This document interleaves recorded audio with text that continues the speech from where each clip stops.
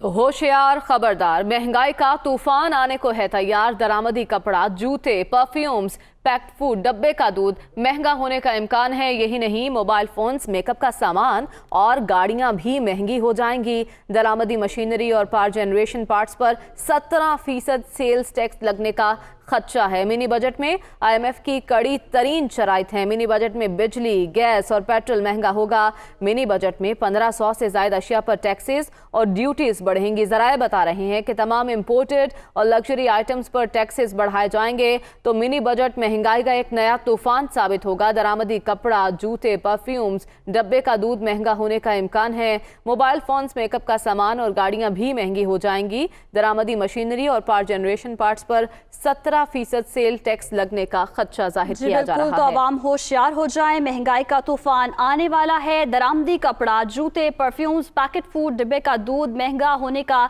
इम्कान जाहिर किया जा रहा है, जबकि मोबाइल फोन्स, मेकअप का सामान और गाड़ियां भी महंगी हो जाएंगी। दरामदी मशीनरी और पावर जनरेशन पार्ट्स पर 17% सेल्स टैक्स लगने का खदशा है। मिनी बजट में IMF की कड़ी तरीन शराइत सामने आई हैं और मिनी बजट में बिजली, गैस और पेट्रोल महंगा होगा। इसी हवाले से तफसीलात जानते हैं अपने नुमाइंदों से। इस्लामाबाद से हमारे साथ मौजूद हैं शुएब निज़ामी, कराची से तफसीलात बताएंगे शहरियार जंजुआ। सबसे पहले बात करेंगे शुएब निज़ामी से। शुएब, बताइएगा कि मिनी बजट के जरिए कितने अरब रुपए के नए टैक्सेस लगाए जाएंगे?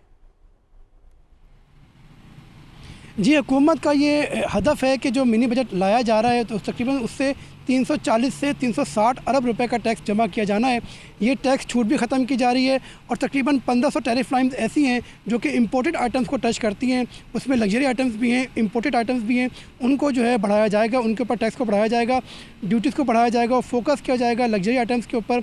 ऐसी अशिया के ऊपर जो पाकिस्तान में बनती हैं उनके ऊपर टैक्स बढ़ाकर जो है वो कोशिश की जाएगी कि इंपोर्टेड अशिया का जो हौसला शिकनी हो सके और साथ साथ ये फोकस किया जाएगा जितने भी ब्रांडेड जूते, कपड़े, इसी तरह जो है वो tin food, flavour milk, formula milk, दूध, पनीर, पेट फूड जो है मुख्तलिफ घोड़े और कुत्ते बिल्लियों की जो खुराक है वो, इसी तरह जो टिन फूड के अंदर जो है वो फ्रूट्स आते हैं, वेजिटेबल्स आती हैं, पानी आता है पाकिस्तान में। इन चीज़ों को फोकस किया जा रहा है। साथ साथ ये भी बताया जा रहा है कि जो लोकल पाकिस्तान में चीज़ें बन रही हैं जिनके ऊपर हुकूमत ने एक रियायती सेल्स टैक्स आयद किया हुआ था, 17 की बजाय कहीं 11% था, कहीं 12% था, उसको जो है 17% किया जा रहा है और उसमें फोकस किया जा रहा है इस चीज़ के ऊपर भी। शायद पाकिस्तान में अब LNG के ऊपर जो टैक्सेस हैं वो भी भरपूर करके 17% कर दिए जाएंगे। इसी तरह जो मुकामी गाड़ियाँ तैयार होती हैं पाकिस्तान में जिनके ऊपर जो है वो 12% हुकूमत ने भी बजट के ऊपर टैक्स किया था और 5% की रियायत दी थी, वो भी ख़त्म कर दी जाएगी। इसके साथ साथ जो है वो ये भी बताया जा रहा है जो इंपोर्टेड पाकिस्तान में मोबाइल्स आ रहे हैं उनके ऊपर जो है ड्यूटी बढ़ाई जाएगी और हुकूमत का फोकस यही है कि जो बड़ी आइटम्स, जो लग्जरी आइटम्स है उनको फोकस किया जाए। ताहम इस बात का भी इम्कान है जो मुकामी तौर पर कुछ अशिया हैं जिनके ऊपर टैक्स की रियायत थी वो रियायत ख़त्म करके तकरीबन 300-350 अरब रुपये जो है वो यहाँ से जनरेट किए जाएंगे। जी ठीक है, शुएब हमारे साथ ही मौजूद रहेगा। शहरियार हमारे साथ मौजूद हैं, उनसे जान लेते हैं। शहरियार, ये मिनी बजट आम आवाम को किस तरह से इफेक्ट करेगा? क्योंकि वफाकी वज़रा तो कह रहे हैं कि कोई क़यामत नहीं आ जाएगी, मिनी बजट आएगा और महंगाई नहीं होगी। तो कौन कौन सी अशिया महंगी होगी, क्या हकीकत है, किस हद तक आवाम मुतासर होंगे इससे? देखिए, जैसे शुएब निज़ामी ने अभी ये बताया कि 1500 आइटम्स की लिस्ट है जिनमें के या तो टैक्स एग्जेम्पशन ख़त्म की जाएंगी या फिर उन पर नया टैक्स लगाया जाएगा, टैक्स में इजाफा किया जाएगा। और जैसा कि शुएब निज़ामी ने यह भी बताया और उन स्पेशली आइटम्स का बताया कि जो कि इम्पोर्टेड नॉन एसेंशियल आइटम्स हैं। लेकिन एक जो बड़ी लिस्ट है वो रॉ मटीरियल्स की है और Pakistan basically import based country है। हमारी तमाम सनतें जो भी प्रोड्यूस करती हैं वो रॉ मटीरियल इम्पोर्ट करती हैं। तो अगर रॉ मटीरियल पर टैक्स बढ़ाया जाएगा या टैक्स एग्जम्पशन खत्म की जाएंगी तो उसका इंपैक्ट ओवरऑल पूरी की पूरी मईशत में और तमाम अशिया पे पड़ जाएगा।